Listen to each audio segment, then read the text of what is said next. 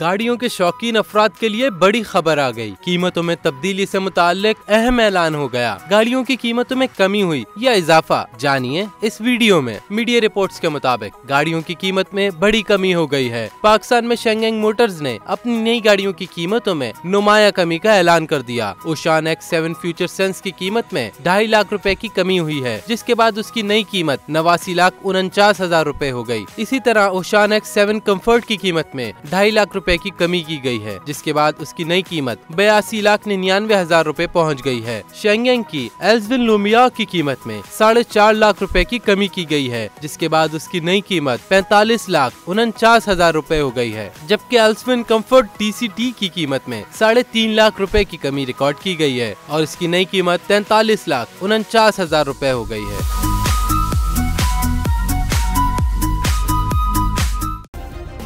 Subscribe करें और bell दबाएं ताकि कोई खबर रह न जाए।